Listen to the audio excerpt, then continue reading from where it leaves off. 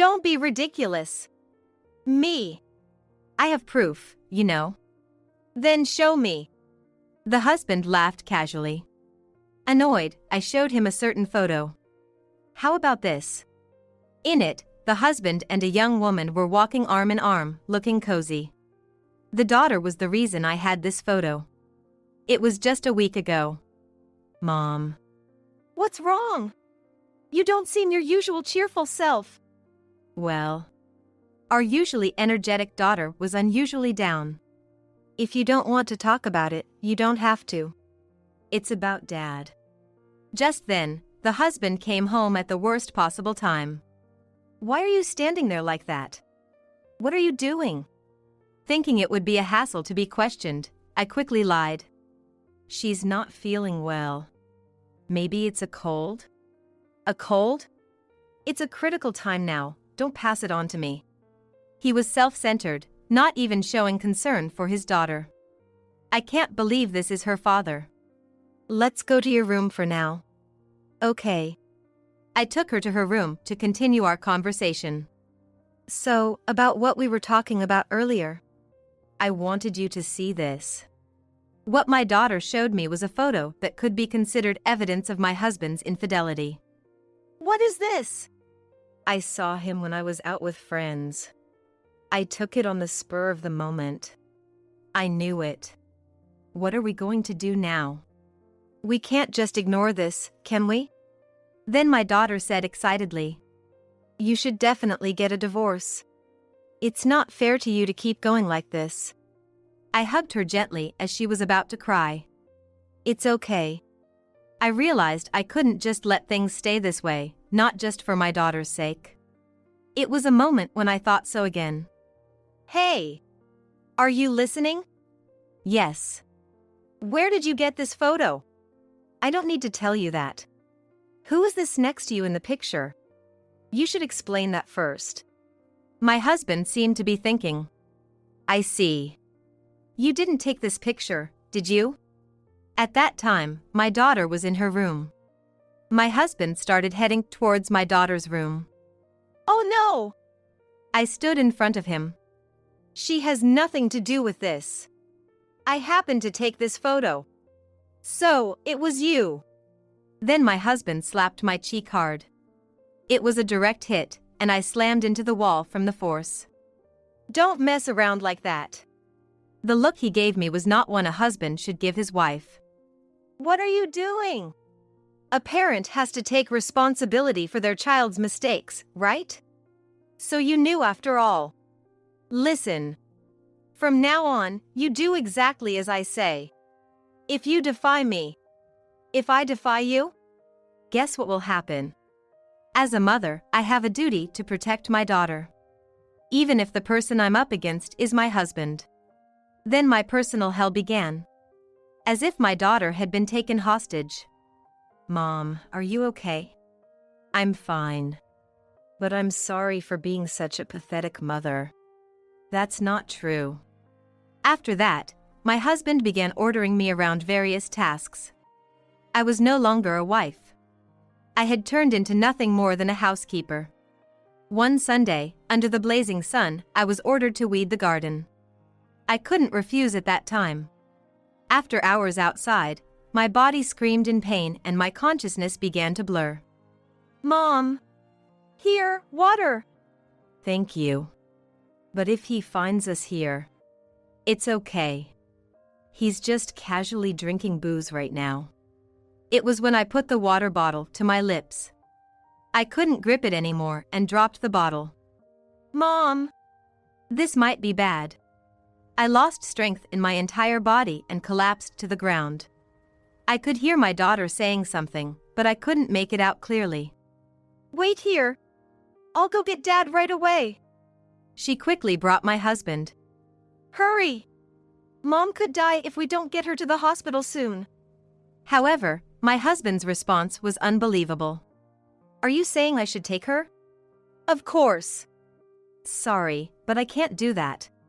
He opened a can of beer he was holding and started drinking. See, I'd be drunk driving then. I completely lost consciousness. The next time I woke up, I was on a hospital bed. Mom! Huh? Where am I? It's the hospital. I called an ambulance after that. I should have done this from the start. Thank you. I can't stand it anymore. He's no father at all. It's my responsibility too that my daughter has come to say such things. Should we get back at him together then? Yes. The revenge we talked about wasn't just something small. If we were going to do it, we needed to be thorough. Somehow, we managed to leave the hospital that day and put our plan into action. Hey, what happened to Mom? What are you talking about? She's been outside since yesterday. Huh? Look. That rotting over there is Mom. My daughter pointed to something that looked like a human figure. No way! It's all Dad's fault. I was watching from the edge of the garden. Seeing his face turn blue was amusing to me. But our mother-daughter revenge was far from over. I'm Mirabelle, a manager at a small local company. Work was going well, but my personal life was another story. This year, at 42, I am still single. There had been talk of marriage when I was younger, but I had been told no one wanted to marry a woman who earned more than them. I wonder if I'll be alone forever. Those were the thoughts that filled my days. My turning point came at a networking event with a client. A familiar representative introduced me to someone. That was Tom, who would later become my husband. Nice to meet you. I'm Tom Turner. Pleased to meet you too. As we talked, it turned out he was a divorced single father. My previous wife died after giving birth to my daughter. Is that so? But is your daughter okay? I left her with her grandparents today. I see. But she's still so young, I'm not sure what to do. I wish I could offer some advice, but having never been married or had children myself, there wasn't much I could do. How about asking someone like Mirabelle? Wait, what are you saying? Well, you're single, aren't you? That's not the issue here. Really? I thought you were married. That. I get that a lot. You're so beautiful, after all. When was the last time someone had said that to me? Being complimented by a younger man caught me off guard. Eventually, we started going out for meals with a few people, but then one day, Tom showed up with a little girl. Is this the girl? Yes, this is my daughter Sally. She was a bit shy, but a very adorable little girl. How old are you, Sally? 4. Is that so? I had become completely smitten with this little girl. Then, Tom asked if the three of us could meet up next time. I'd be thrilled, but what about Sally? That's the thing, Sally actually said she wants to meet you. Really? It seems she really took a liking to you, Mirabelle. The thought of seeing that angel again made me uncontrollably excited. Still, I had my doubts. Am I really okay for this? Are you sure? Of course. So, how about we go out together next time? Yeah. After that, the three of us started going out more often, and about 6 months after we met, Tom made a request. I want you to marry me. What? I'm just an over 40 woman. Even so, I think you, Mirabelle, are the one. And Tom gently stroked Sally's head as she slept, worn out from playing. Sally wants it too, and above all, she needs a mother. A mother. That would give me more freedom too.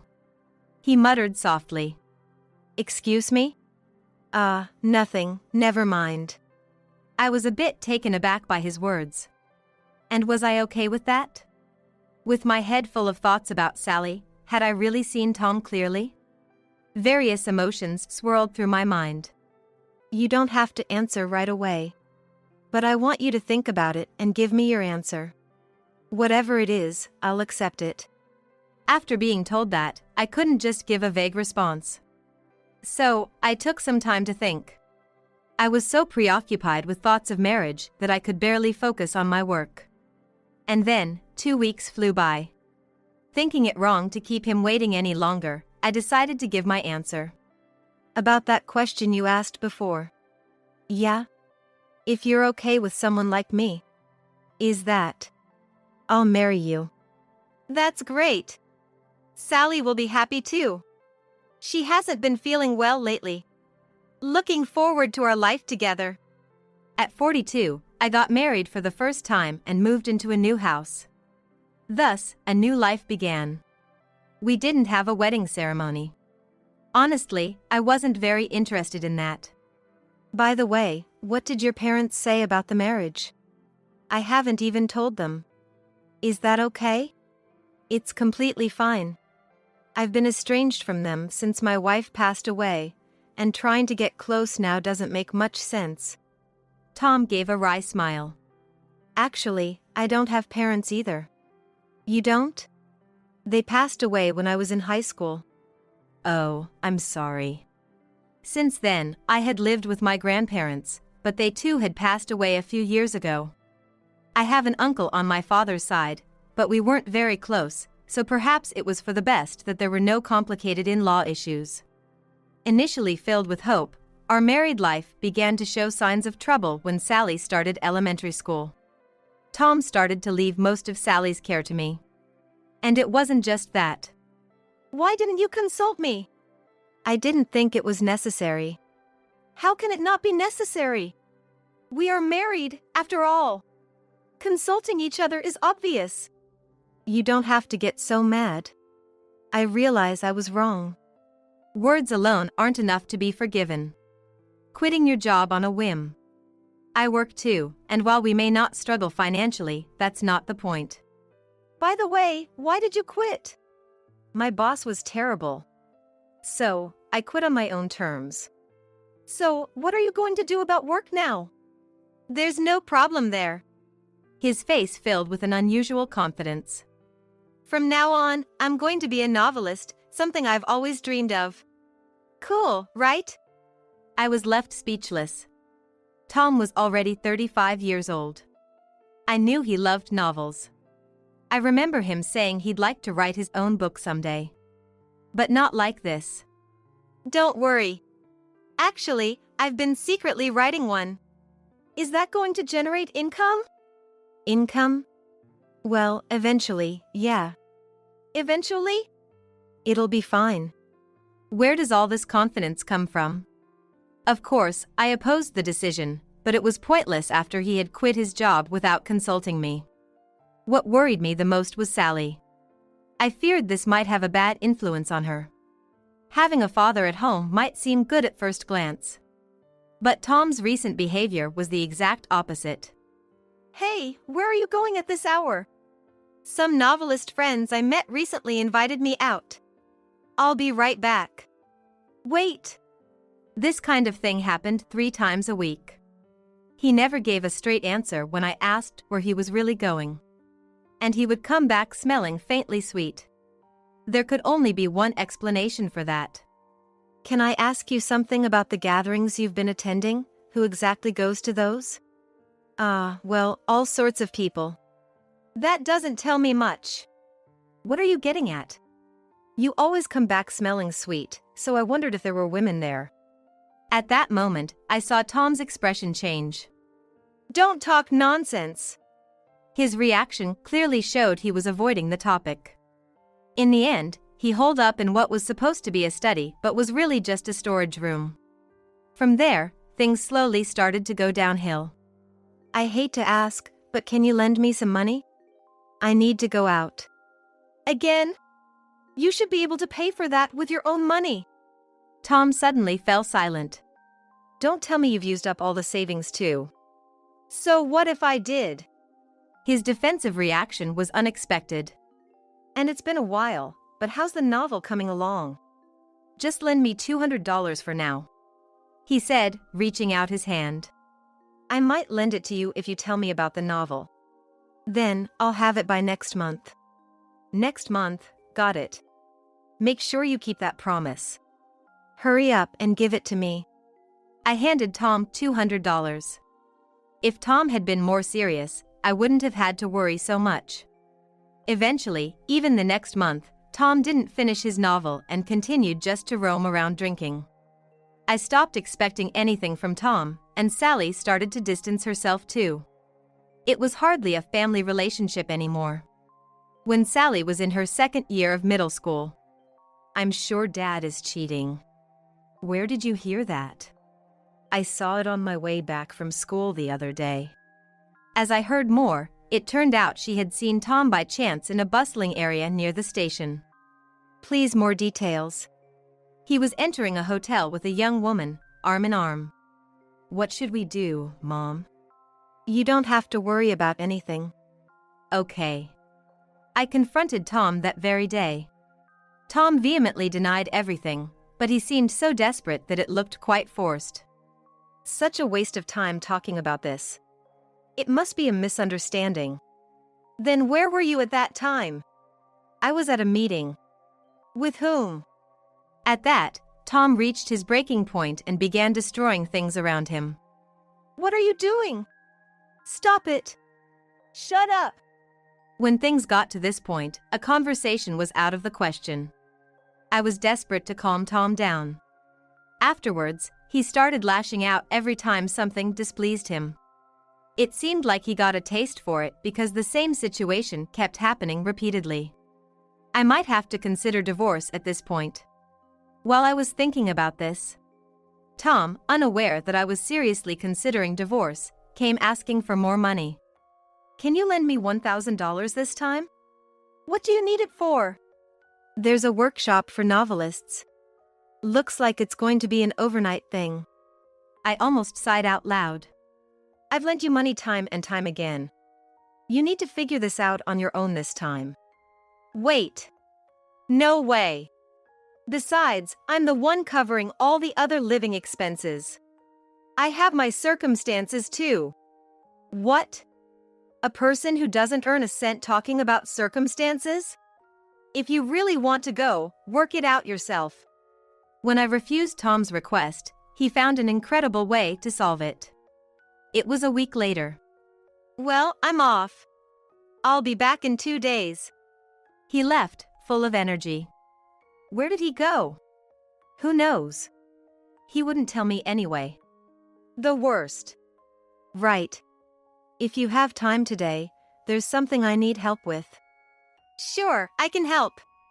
What I wanted to do was organize the shed in the yard. Stored inside were antiques left by my father. Come to think of it, I've never seen inside. What's in there? Just a regular shed. I noticed something was wrong when I touched the door. It was supposed to be locked, but the door opened without any resistance. A bad feeling washed over me, and I immediately opened the door to search inside. Then I saw that the shelves, where vases and other small items had been placed, were neatly emptied. We've been robbed. Huh? My father's antiques are gone. That means Tom took them. So, he sold them? That's the only explanation. Could I just stay silent after something like this happened? Of course not. I immediately called Tom. Did he answer? No use. He's not showing any sign of picking up. What will you do? He's going to face the consequences. After about 5 calls, he finally answered. I'm busy right now. Busy? You've done something terrible. What are you talking about? You sold the antiques that were in the shed, didn't you? Oh, that. Just as I thought. We can always buy them back later. They brought in good money. Those things should be used effectively, that's how it works. I see. That's enough for me. I hung up unilaterally. Talking to such a man any further was disgusting. Before Tom could return, I decided to prepare the divorce papers. In the end, Tom did not return home on the scheduled day. But that gave me time to make all the necessary preparations. Then, one day, an elderly man came to visit the house. Who are you? I am. He looked familiar, and then I realized he was Tom's father. Sorry for the sudden visit. I've been quite concerned and had someone look into a few things. Tom isn't here right now, please come in. Thank you. My father-in-law said he had been worried about Sally. He thought he couldn't raise her alone and wanted to somehow take care of her. I see. So now that she's living with me, you've become even more worried? He hasn't been in touch since the divorce. I never imagined he would be here. Wait! I was told his previous wife had passed away, not that they were divorced? If his father hadn't heard from him since the divorce, I could understand his persistence. I was curious why Tom had not been in contact with his parents. But why hasn't Tom contacted anyone? I heard he wasn't on good terms with both of you and your wife. I suspect he was just looking for a convenient woman. Being used? The reason he divorced. Yes. It was his infidelity that caused it. Apparently, he paid a significant amount in alimony, but his ex-wife didn't want to take Sally. Now it all made sense. Now that I had custody of the child, I had to raise her. Essentially, he was looking for someone to take his place. This must have been the unease I felt before we got married. If anything comes up, feel free to contact me. And Mirabelle, I know I can trust you with Sally. Of course. You can count on me. I exchanged contact information with my father-in-law, and I felt like I had gained a strong ally. Tom returned home a week later. And then, things started to move quickly. Don't joke like that. Me. I do have proof. Then show me. My husband was smirking. Annoyed, I showed him a particular photo. How about this? It depicted my husband walking arm in arm with a young woman, looking cozy. The photo came from my daughter. It was just a week ago. The day my father-in-law came to our house. Mom. What's wrong? You don't seem your usual cheerful self. Well, my usually energetic daughter looked unusually down and seemed to find it hard to speak. If you don't want to talk about it, you don't have to. It's about Dad. Just then, my husband came home at the worst possible time. What are you standing there for? Thinking it would be troublesome to be questioned, I quickly lied. I think she might be coming down with a cold. A cold? It's a critical time right now, don't pass it on to me. He was self-centered, not even showing concern for his daughter. I can't believe this is her father. Let's go to your room for now. Okay. I took her to her room to continue our conversation. So, about what we were talking about earlier. I wanted you to see this. What my daughter showed me was a photo that could be considered evidence of my husband's infidelity. What is this? I saw him when I was out with friends. I took it on the spur of the moment. I knew it. What are we going to do now? We can't just ignore this, can we? Then my daughter said excitedly. If that's the case, you definitely should get a divorce. It's too sad for you to continue like this. I gently hugged my daughter as she looked like she was about to cry. It's okay. I realized again that staying this way wasn't right. For her sake. Hey! Are you listening? Yes. Where did you get this photo? I don't need to tell you that. Who is this next to you? You should explain that first. My husband seemed to be thinking. So, you didn't take this photo, huh? At that time, my daughter was in her own room. My husband started to head towards my daughter's room. Oh no! I stood in front of him. She has nothing to do with this. I happened to take this photo. So, it was you. Then my husband slapped my cheek hard. It was a direct hit, and I slammed into the wall from the force. Don't mess around like that. The look he gave me was not one a husband should give his wife. What are you doing? A parent has to take responsibility for their child's mistakes, right? So you knew all along. Listen. From now on, you do exactly as I say. If you defy me. If I defy you? Guess what will happen? Could he be thinking of harming our daughter?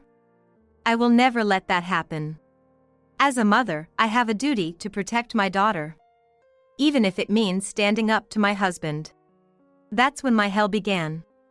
As if my daughter had been taken hostage. Mom, are you okay? I'm okay. But I'm sorry for being such a pathetic mother. That's not true. From then on, my husband started ordering me around. I was no longer a wife. I had become just a maid. One Sunday, under the blazing sun, I was ordered to weed the garden. I couldn't refuse at that time.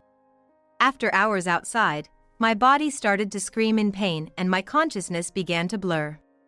Mom! Here, water! Thank you. But if he finds us here, it's okay. He's just casually drinking booze right now. It was when I put the water bottle to my lips. I couldn't grip it anymore and dropped the bottle. Mom! I lost strength in my entire body and collapsed to the ground. I could hear my daughter saying something, but I couldn't make it out clearly. Wait here. I'll go get Dad right away. She quickly brought my husband. Hurry! Mom could die if we don't get her to the hospital soon. However, my husband's response was unbelievable. Are you saying I should take her? Of course. Sorry, but I can't do that. He opened a can of beer he was holding and started drinking. See, this would make me a drunk driver. I completely lost consciousness. The next thing I knew, I was waking up in a hospital bed. Mom! Huh? Where am I? You were in the hospital. I called an ambulance after that. I should have done this from the beginning. Thank you. I can't take it anymore. He's no father. It was also my fault that my daughter had to say this. Should we get back at him together then? Yes. The revenge we talked about wasn't going to be pretty. If we were going to do it, it had to be thorough. We were able to leave the hospital that day. Then, we executed a certain plan. The next morning. Hey, what happened to Mom? What are you talking about? She's been outside since yesterday. Huh? Look. That rotting over there is Mom. My daughter pointed to something that looked like a human figure. No way! It's all Dad's fault. I was watching from the edge of the garden. It was amusing to see his face turning blue. The figure that was supposedly me was swarming with an unusual number of insects. Yesterday, we had confirmed that Tom was drunk and asleep, and we had tampered with the garden. I took off the clothes I was wearing and laid them out in the garden. Next, I stuffed the clothes with meat and fish that I had bought at the supermarket, items that would spoil quickly. How does this look? Looks good, doesn't it? Now, what should we do for the head part? Oh, there it is. Sally brought over an old doll that had been stored in the shed. I see. We can even recreate the hair with this. But are you sure it's okay? It's fine. It was old anyway. This is the real effect of use. A few hours later, we had created something that resembled a human. It's summer right now. By tomorrow morning, it should be nicely decayed. After that, Sally sneaked back into the house, and I stayed at a nearby hotel. And that's how we met up in the morning. Hey? What are you going to do? Mom's turned into this. Damn it! Tom, perhaps thinking of something, took a shovel from the shed and began digging a hole in the garden. What are you doing? Just help me out. I was recording Tom's actions perfectly. He was probably trying to cover up the evidence. Was he planning to bury it in the hole? And next to me was another person. What are you doing? I had stayed at the hotel last night and told my father-in-law everything. And he had come here with me. What a terrible man. Tom continued to dig desperately. You know this will be found out quickly, right? Shut up. Then, unbelievably, he swung the shovel he was holding and struck Sally. Seeing that, I couldn't stand by. Sally, are you okay? Yeah, it just grazed me. Good. I glared at Tom. Why would you? How could you raise your hand to your own daughter? So, you were tricking me, huh? As he was about to swing the shovel again, someone yelled out, Enough of that, you foolish son! What are you doing here? I was worried about Sally and have been tracking you down. I also heard about how you abandoned Mirabelle yesterday. No, that was... It's too late for regrets now. Everything you just did has been recorded on video. You can't escape now. Video? Yes, it caught you hitting Sally. It could even be considered attempted murder. Panicked, he sought help from his father. Dad, it's normal to deal with the consequences of your own actions. I won't support you in this matter at all. What? But... For now, I'm calling the police. Wait, please. If you have something to say, you can say it at the police station. I immediately called 911 and the police came. They listened to the situation and Tom was taken away. Let's take care of your injuries first. Okay. Can I ask something? What is it? That person, he's my grandfather, right? Yes, but oh.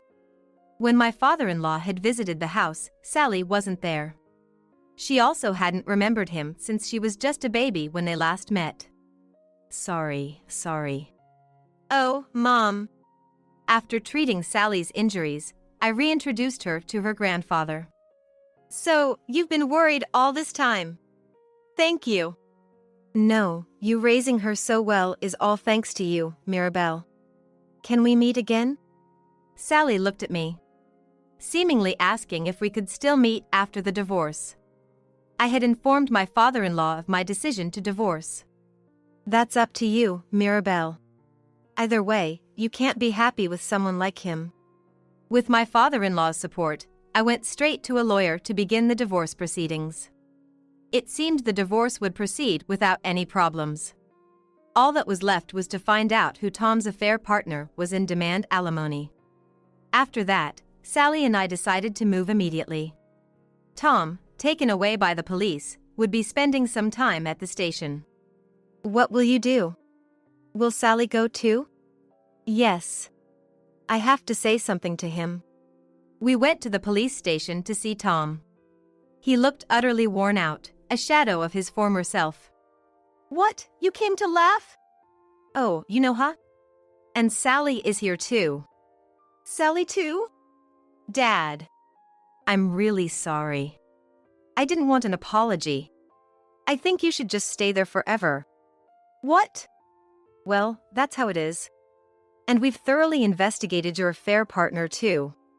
What? So, expect a formal demand for alimony. Subsequently, we successfully demanded alimony. The amount was $40,000. Moreover, Tom was unemployed at the time. The novel he claimed to have written turned out to be on the level of an elementary school essay. This is crazy. Don't laugh too much, okay?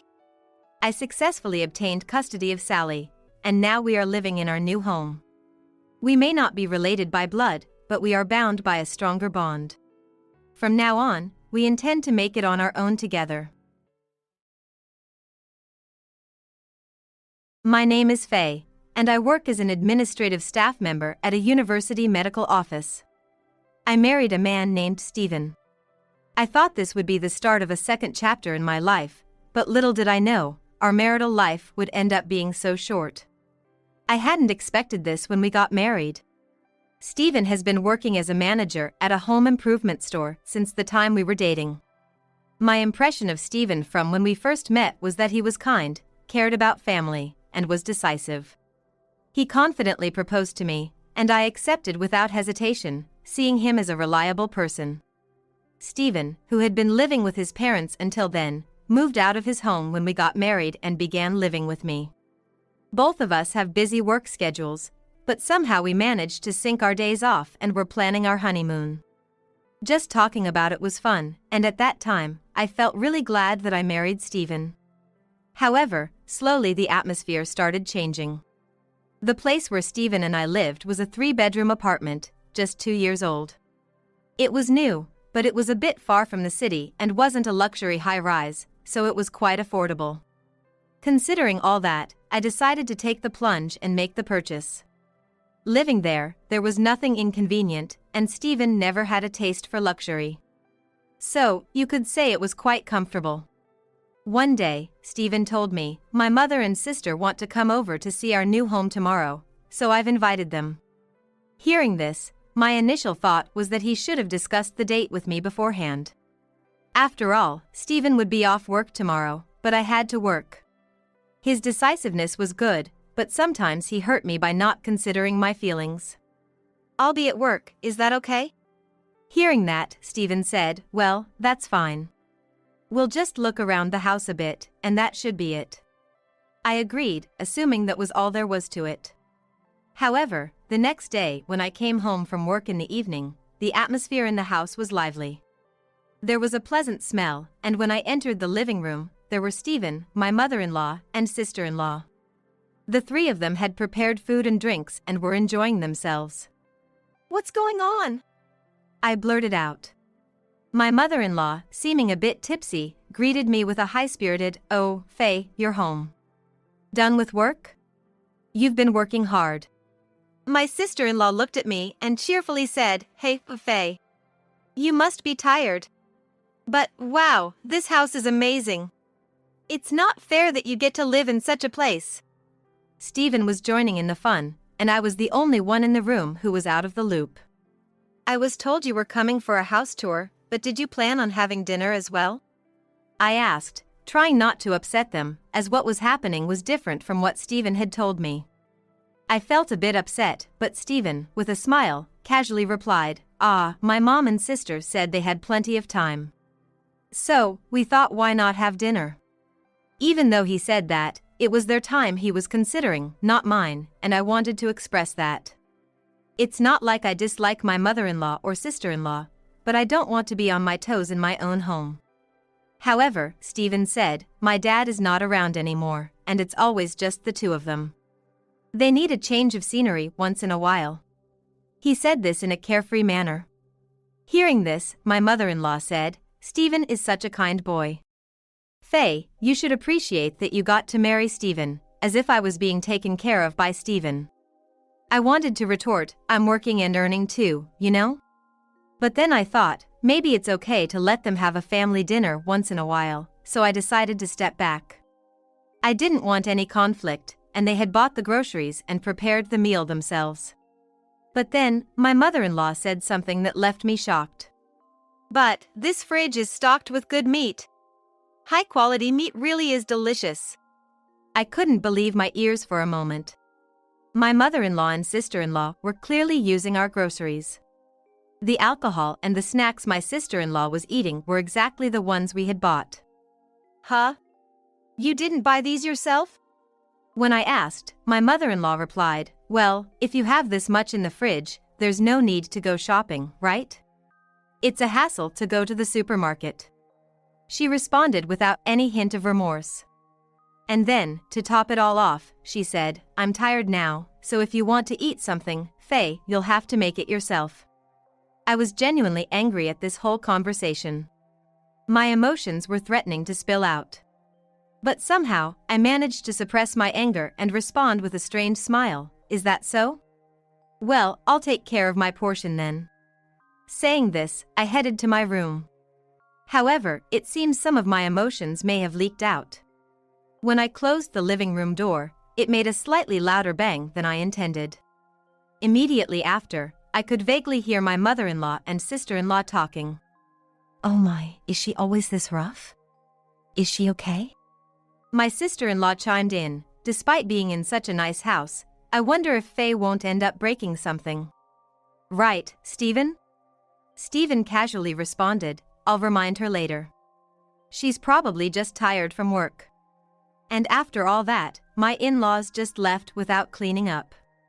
On top of that, Stephen even came to my room and lightly scolded me, hey, what's with all the irritation? It's not nice to my moms, you know? But honestly, having all this done without my permission and them leaving without cleaning up was too much for me to bear. When I told him this, Stephen tried to pacify me, well, calm down.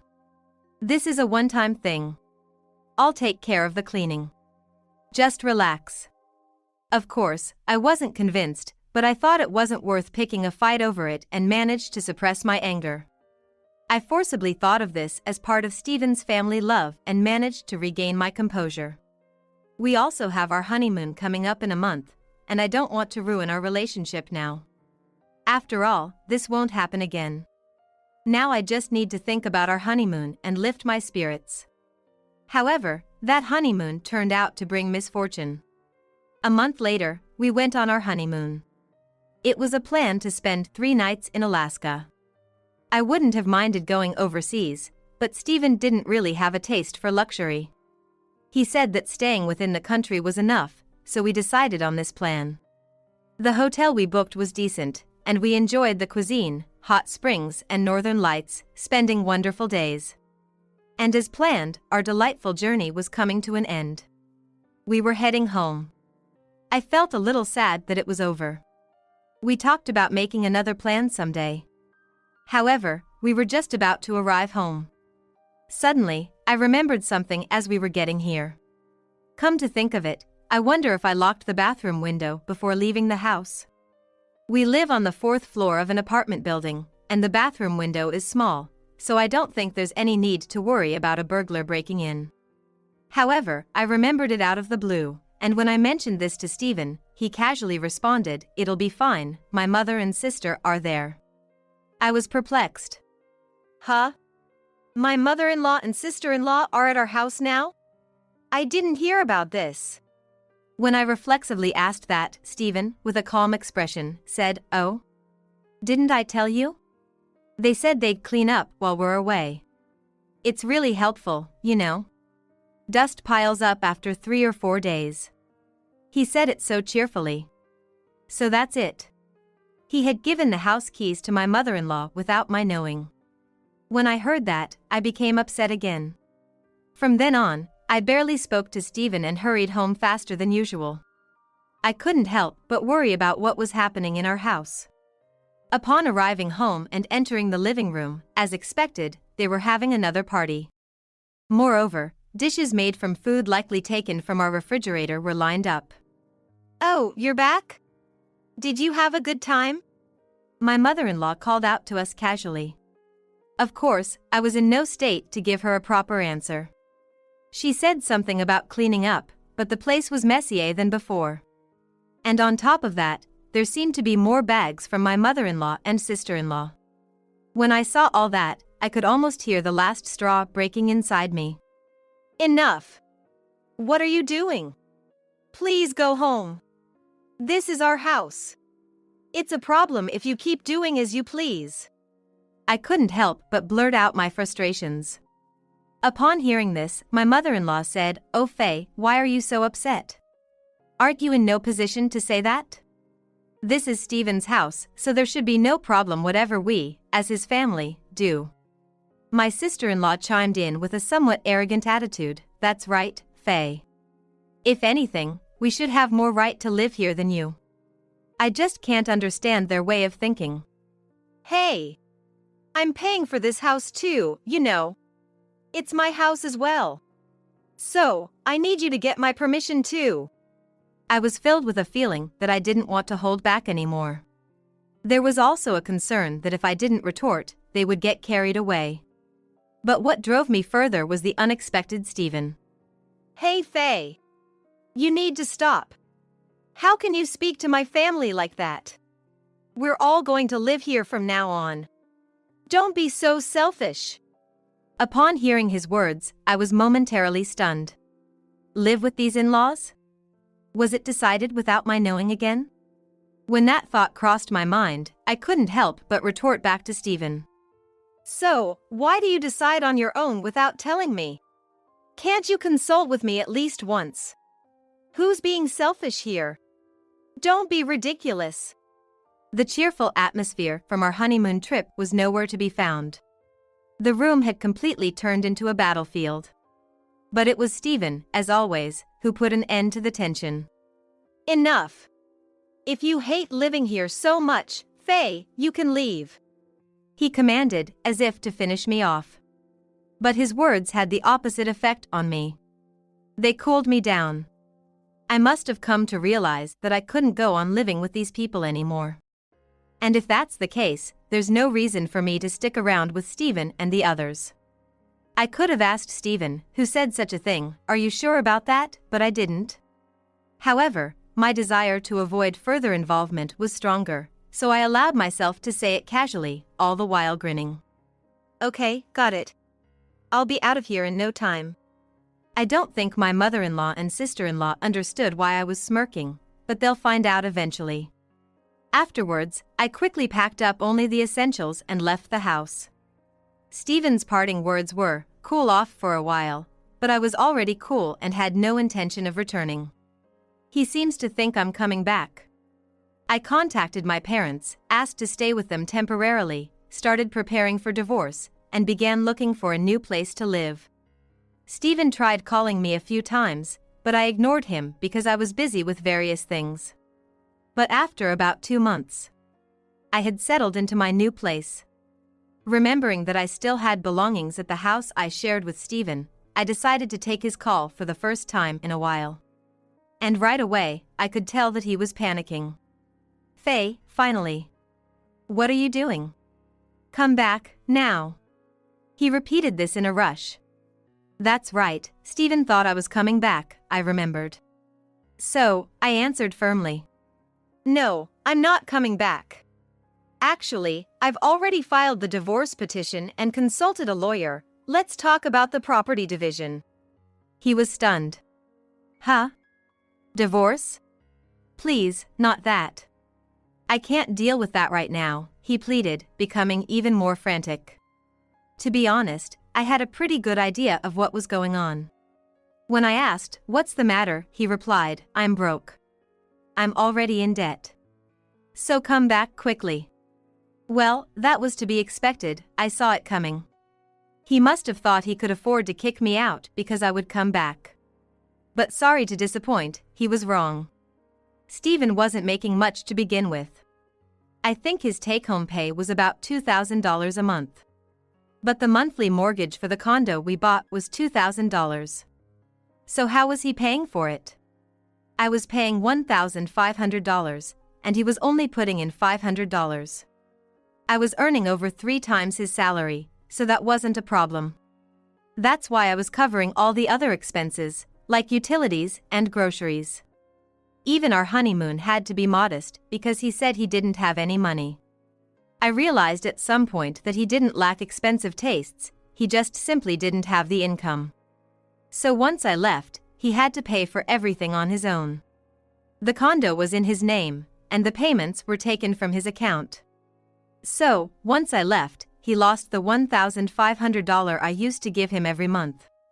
Moreover, Stephen's jobless mother-in-law and sister-in-law are living with him.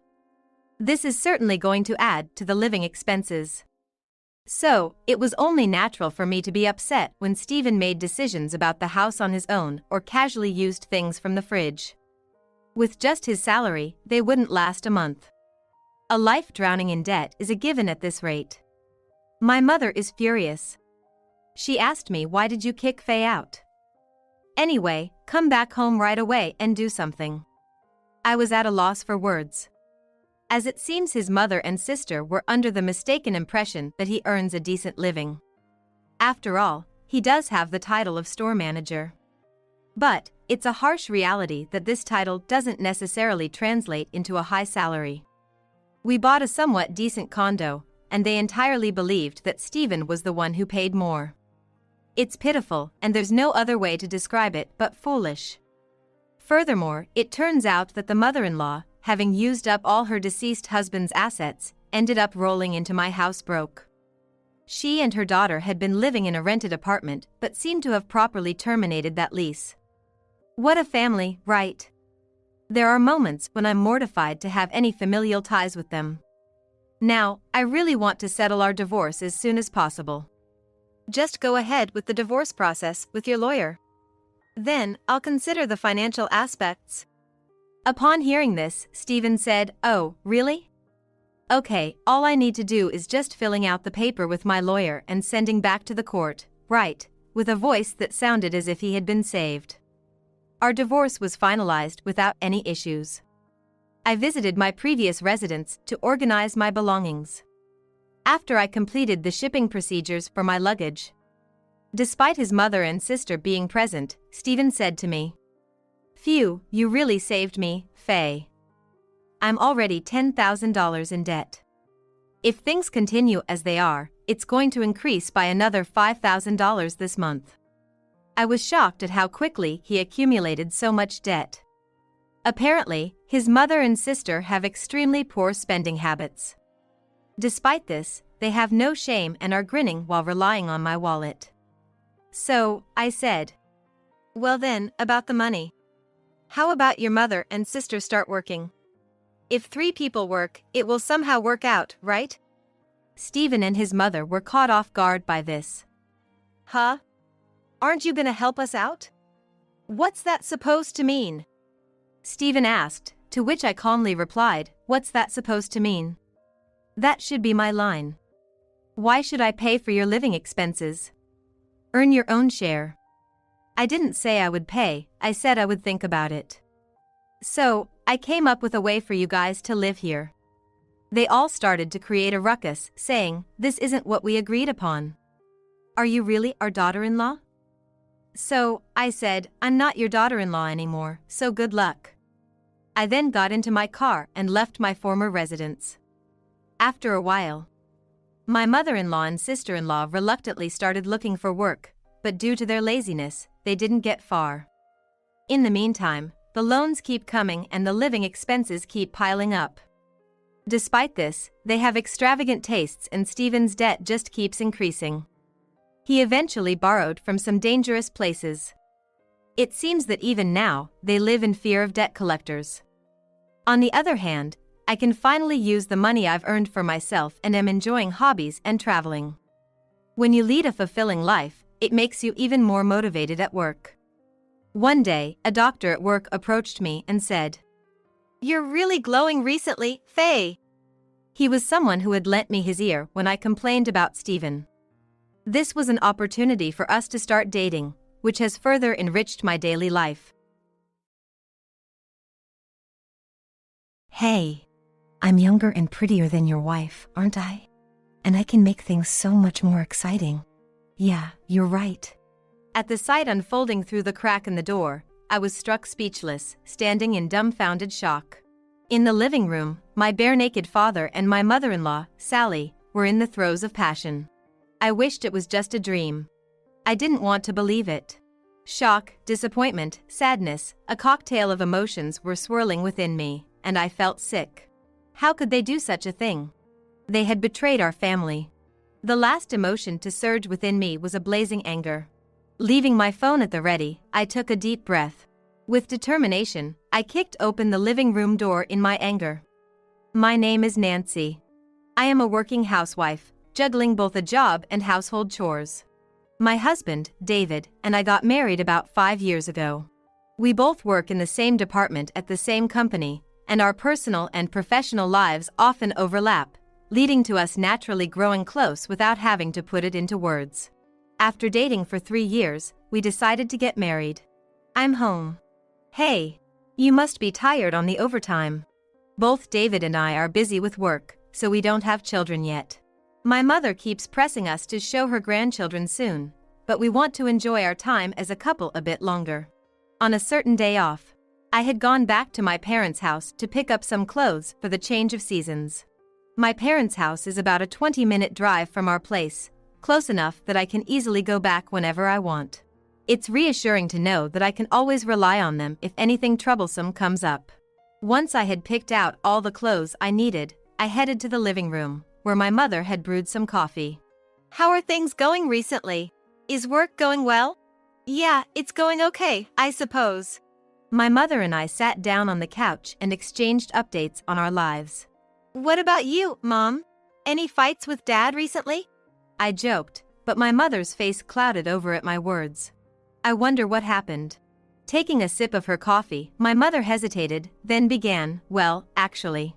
According to my mother, my father had been acting strangely lately. My father had just retired from the company he had worked for many years. Since then, he hasn't had much to do and spends most of his time leisurely at home. Could it be that he's just lost without work? My father has always been a workaholic, seldom spending time at home. The absence of work, which had been at the center of his life, could be causing him to feel lost and confused. I had heard about such cases before. However, my mother shook her head, saying, "It's not just that." His attitude towards my mother seems rather cold. Take dinner conversations, for example. He used to chat about entertaining events from work or how much he enjoyed the lunch. Just harmless, casual talks. But lately, it seems like he's just silent, moving his fork and barely continuing the conversation when my mother tries to engage him. It's also become quite common for him to awkwardly stand up and retreat to his room when she sits next to him in the living room, saying he's tired. She mentioned an increasing frequency of this oddly distant behavior. Are you sure you're not reading too much into it? Maybe Dad's got stuff going on. Well, if that's all it is. I had that conversation with my mother, then headed home for the day. As I prepared dinner at home, I reflected on my conversation with my mother. I had told my mother not to worry, but something about it was nagging at me. If it was just my mother overthinking, that'd be fine. But if my father was dealing with something. My father's getting up there in years.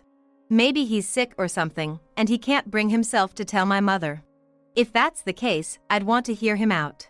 Maybe it'd be easier for my father to talk to me about it, even if he can't bring himself to tell my mother. I decided to bite the bullet and ask Dad the next time I saw my father. The following weekend, I went home again. My mother works a part-time job every Saturday. Only my father should be at home. This would be the perfect opportunity to talk to my father without worrying about my mother. Thinking this, I unlocked the front door. As I was about to open the front door, as usual, I abruptly halted. From the slight opening in the front door, I heard an odd voice. I hesitated for a moment about whether to turn back, but then decided to identify the source of the voice and stepped into the entrance. I walked down the hall as quietly as I could. The voice seemed to be coming from the living room. As I got closer, I wondered again if I should turn back. No matter how you slice it, it was an unsettling voice to hear in the middle of the day. But I'd come this far. I couldn't just go back to such an ambiguous situation. Summoning my courage, I put my ear to the door and listened in. I heard my father's voice, sounding like he was enjoying himself. "Come on, show me more. Hey, you're such an impatient one." In response, I heard a woman's voice. Of course, it wasn't my mother's. When I heard that voice, I was a bit shaken. "My mother-in-law." It was unmistakably the voice of my mother-in-law, Sally. There isn't much interaction between my in-laws and my parents. They are not supposed to meet unless they are on some special occasion. How did this happen? Even though my mind was blank, I managed to stay calm. I haven't seen what's inside yet. There's a chance I might be misunderstanding. I wish it were a misunderstanding. The thought of a parent and an in-law in that kind of disgraceful relationship makes me feel sick. With trembling hands, I reached for the doorknob of the living room. Trying not to make any noise, I slowly opened the door just a crack. What I saw next almost made me faint. The first thing I saw were two sets of clothes, scattered messily. The woman whose voice I had heard was indeed my mother-in-law. And on the living room couch were the two of them, in the middle of the act. "This can't be!" The shock was like being hit with a blunt weapon, my head spinning. So that's why my father's attitude towards my mother changed. They betrayed us, and behind our backs, they were doing this. This shouldn't be allowed, as a parent, or even as a person. Especially taking advantage of when my mother's not around to do this kind of thing. I won't forgive this. I absolutely won't forgive this. After the shock, I felt a burning rage. "Even if they're my parent and in-law, if they've wronged me, I'll get back at them. I'll make them pay double." With my phone in hand, I glared at the two still in the throes of their act. It didn't take a minute for me to get ready. Taking a deep breath to brace myself, I kicked the living room door open with all my might. "What the hell are you two doing?" Shouting with all the anger I could muster, the two of them jumped like scared rabbits, looking at me with genuine shock. After a moment of silence, my father, who seemed to have recovered quicker, ran off without picking up his clothes. "Wait a minute! Stop!" My mother-in-law followed my father in a flustered manner. I chased after them, determined not to let them escape, and locked eyes with my father as he was closing the closet door. With a loud thud, my father and mother-in-law barricaded themselves inside the closet. Before I could think, I instinctively grabbed the duct tape that was within my reach and quickly began taping up the closet door. Noticing something was amiss, they started banging on the door from the inside. Hey Nancy! What are you doing? Quit your foolishness! That's my line. You should know what you've done. I layered the duct tape multiple times and blocked the door with a storage box full of clothes. Without wasting a moment, I pulled out my cell phone and opened the contacts. Upon pressing the call button, I quickly got a response. Nancy? What's the matter? The person on the other end was my father-in-law. He seemed a bit surprised as I seldom call him at this time frame. Hello? I'm sorry to bother you, but I need you to come over to our old house right away. Upon raising my voice so it could be heard inside the closet, a scream from my mother-in-law echoed out. Then, the sound of the door being pounded increased. No, it's not like that, Nancy. He invited me. I did nothing wrong. What the hell? It was you who initiated this. Completely ignoring the ugly argument behind me, I quickly called David and my mother. About 30 minutes later, my father-in-law, David, and my mother gathered at our old house. Nancy, what's going on? You even gathered your mother and my father here. I hadn't told the three of them anything about the situation. I just need you to come here. That's all I told them, and I headed towards the back room. Perhaps they had calmed down after some time, as the sound of excuses and banging from inside the closet had stopped. Maybe sensing our arrival, the atmosphere was tense. What on earth happened here? Seeing the dramatic scene around the wardrobe, my mother was confused. Just see it. As I moved the box aside, I began to tear off the duct tape. A scream was heard from inside, perhaps due to the sound of the tape. As I opened the door with all my might, my father and mother-in-law, who were unclothed, came out of it. What, Sally? No, John. In front of my bewildered father-in-law, my mother-in-law seemed to be at a loss for words. My father, avoiding our gazes, kept his mouth tightly shut. My mother, seeing my father in this state, seemed faint, and David quickly supported her. Well, let's hear your explanation. At my loud clapping and words, my father and mother-in-law visibly shook. After a moment of silence, realizing there was nowhere else to run, they began to talk about how they ended up in this situation. After you and David got married, we kept in touch occasionally. Covering her body with a nearby sheet, my mother-in-law spoke up.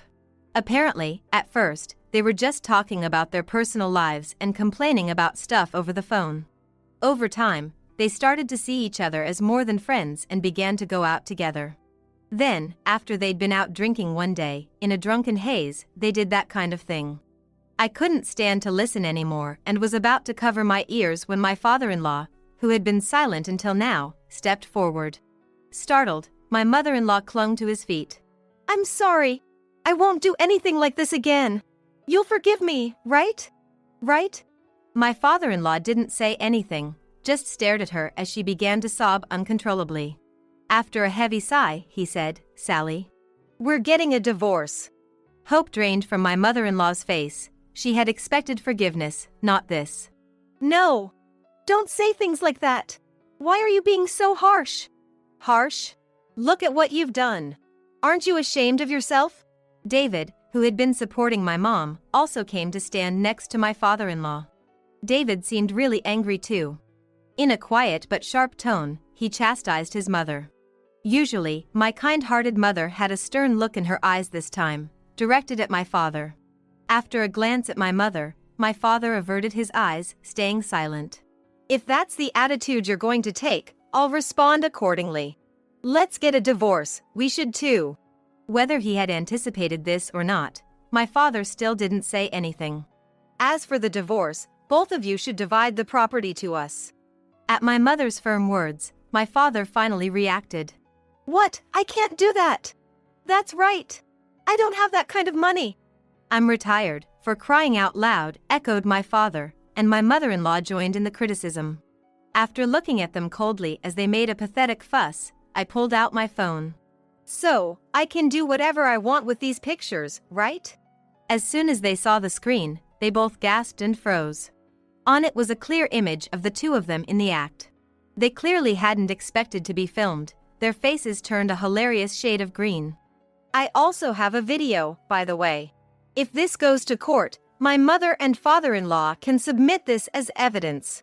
It'll definitely turn heads in the courtroom. To be honest, I wanted to delete it right away. I didn't want to keep such a disgusting thing. But if it would allow me to hold these two accountable, I could endure.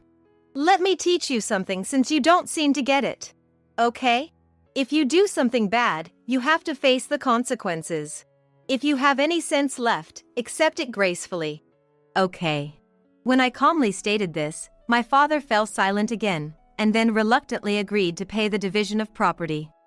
About a week after that incident, my mother and my father, and my father-in-law and mother-in-law, all filed a divorce. My father was kicked out of the house and now seems to be working day jobs. The other day, my father reached out to me saying, "I can't afford it anymore, I need your help." After I hung up on him, saying, "Why don't you take responsibility for your own actions?" I haven't heard a thing from him since. According to David, his mother has quit being a stay-at-home mother and is now juggling several part-time jobs. As I was relaxing in the living room, David, looking quite frustrated with his cell phone in hand, approached me. Hey, is it your mom? Yeah, I wish she'd just let it be. Apparently, my mother-in-law has also been reaching out to David several times, asking him to take care of the living expenses and accusing him of forgetting the kindness of his mother who raised him. David has been rejecting all her requests. I finally lost it and got pretty angry with her because she just wouldn't stop. Good job. I hope she doesn't bother you anymore. Yeah, I've blocked her number. If she still manages to get through, I'll change my number. Whether the blocking worked or not, we haven't heard from his mother since that day.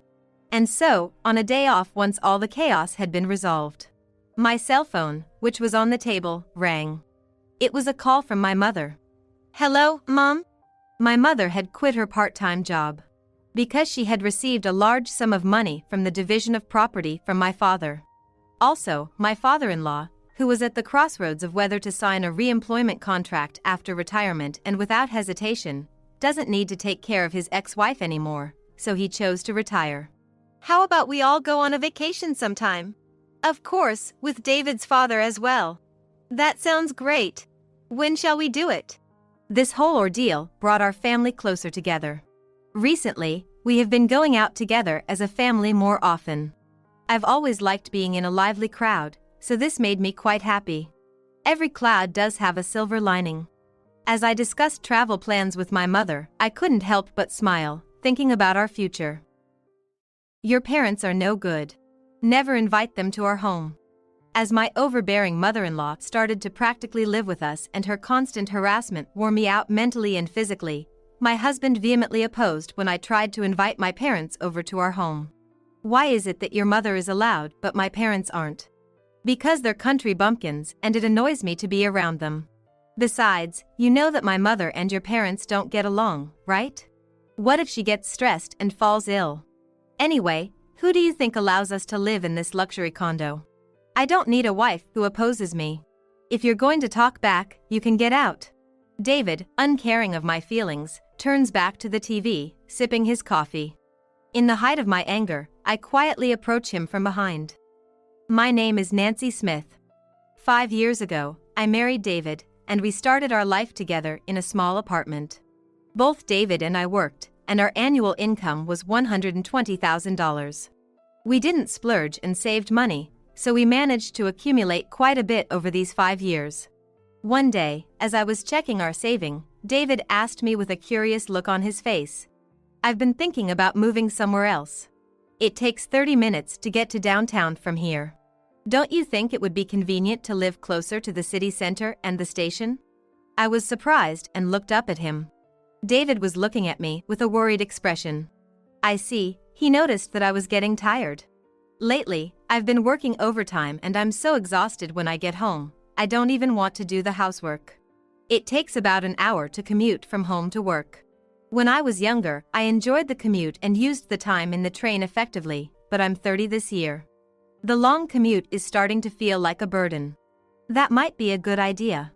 I'll find a great place, just like last time. You can leave it to me. Trusting David, I agreed to let him handle it. When we chose this apartment, he agreed to my request to choose one close to my parents' home. Both David's office and my office are located downtown, which made us lean towards a downtown condo. However, my parents were against that idea. They argued that it would be better for them to be close by in case of emergencies, and also cautioned us that living in a luxury apartment would become a problem if we didn't have sufficient savings. After being told this several times, I finally convinced David, who had been advocating for the downtown condo, to find us our current place.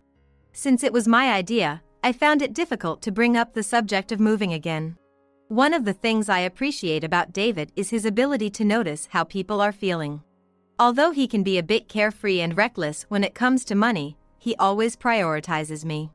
I was sure he would find a place that would be best for the two of us. However, when he began searching, he started looking for expensive high-rise apartments. When my mother-in-law heard we were looking for a place, she started gathering flyers and constantly recommending them to David. We told my mother-in-law through David that we wanted to find a place on our own, but she seemed unable to give up on her idea. She might have even been considering living with us. Regardless, I didn't want to spend unnecessarily, so I was hoping for a place that wouldn't cost too much, but it seemed David had a different idea. The apartments David was looking at cost around $3,000 a month. That was almost half of our monthly income. Looking at the cost, I was taken aback. I've always dreamed of living in a luxury high-rise. Don't you think that's a bit too much? Regardless of our savings, this amount is. The security is top-notch, it's conveniently located, let's go for this one. Surely even your parents would be convinced, right Nancy? I lost to David's passionate persuasion and we ended up signing the contract. David, I found a watch that would suit you perfectly at our favorite high-end jewelry store. Look, isn't it stylish? Ever since we started living in the high-rise that David picked, my mother-in-law started visiting frequently and practically living with us. She appears to be quite vain and seems to be bragging about her son's luxury lifestyle to the neighborhood. For some time after moving, David frequently invited his parents over to our place. My parents, on the other hand, haven't been invited over even once since we got married. Every time I started talking about my parents, he always changed the subject. I couldn't say anything against David's actions, considering my parents had intervened during our house search last time. I thought he was prioritizing our alone time. It could just be my imagination, but ever since we moved into the high-rise apartment, I've felt that things have become a bit cold between us. At first, she was just clinging to David and hanging around all the time, but lately, she's started complaining about me.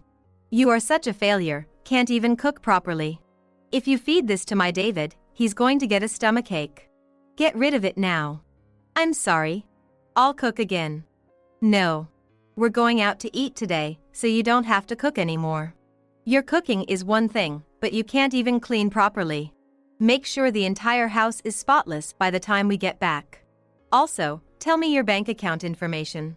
Since this is all your fault, we'll make you pay with your savings. This isn't meant to be a nuisance, we're doing this for your own good. We're testing if you're suitable to be my David's wife. Everyone goes through this. Practice your cooking for next time. Saying this, my mother-in-law took David and left the room. David looked at me apologetically. Tired from the hard life of working on weekdays and spending time with my mother-in-law on weekends, I decided to talk to David after she left. I remembered that my mother-in-law didn't like my parents, and tried to invite them over under the pretext of reducing the burden, but David stubbornly refused. Don't ever invite your parents. If you don't like it, you can leave. I've been thinking this for a while. Your parents are too country, it disgusts me. It irritates me being around them. Besides, you know that my mother doesn't get along with them, right? What if she gets stressed and gets sick? What? I've been tolerating so much and this is what I get? I swallowed the words that were about to leave my mouth. David snorted, glared at me, then turned to the TV and started drinking his coffee. I silently picked up my mug from the table and left the room. It's your mother who's gross, hovering over her son without ever cutting the umbilical cord and cooing over him. I wanted to fire back. But perhaps David had meant what he said. That thought kept me from retorting. I tried talking to David several times about how his mother was becoming a burden, but he just brushed it off or sided with her. I also could not accept that we were not allowed to invite my parents. On top of that, David's attitude towards me grew colder and colder, and there were times when he treated me like a housemaid. How can he be so arrogant? Does he truly understand the situation? What happened to the kind man he used to be? We're not living in this apartment solely because of him, are we? I'll never forgive him. Finally, I couldn't stand it anymore and I made a decision. I'm moving out today. Don't regret it later. David's attitude remained unchanged. He seemed to think, let her do as she pleases. Perhaps because I hadn't mentioned divorce. Disgusted with the tiny part of me that was still hopeful, I left the room for the time being. Just 2 months after moving into the apartment, I decided to pack up and move back in with my parents. Speaking of which, I hadn't properly told my parents about moving to the apartment because things were so hectic. When they saw me suddenly back home, they were in a state of panic. What happened with David? Why didn't you tell us about the move? What about your job? They bombarded me with questions. However, in the end, they welcomed me warmly. I gave them the exact address of the apartment where I had been living with David until recently. If it's an apartment in this neighborhood, then it's managed by our company. Didn't that bonehead realize? I thought I had told him that it could be useful for future house hunting. Is that true?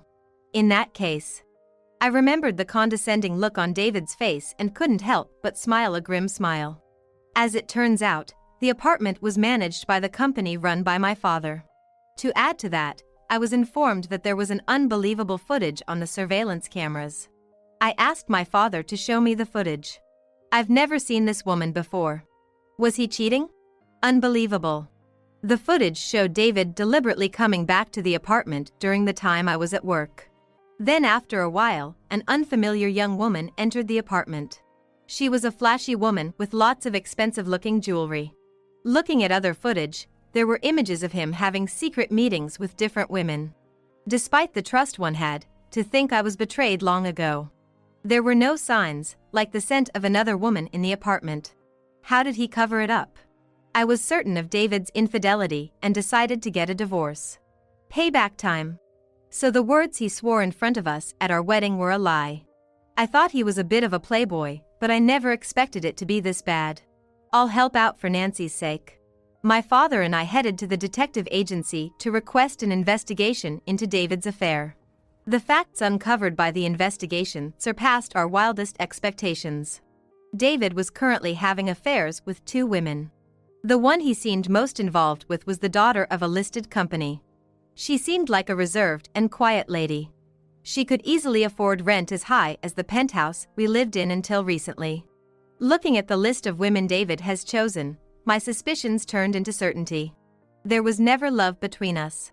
The investigation by the detective agency was perfect, and every detail of David's affair was recorded in photographs. Even seeing these, I feel nothing. It's strange how cold I've become to someone I used to love so much. I wonder what kind of face he will make when I present all these facts to him.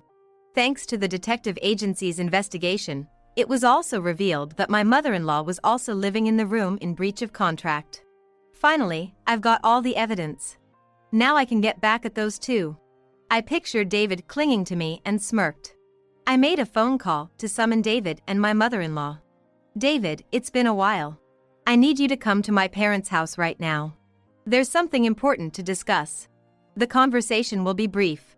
I'm a bit busy right now, and I don't know what this is about, so can we do it later? I'll call you back.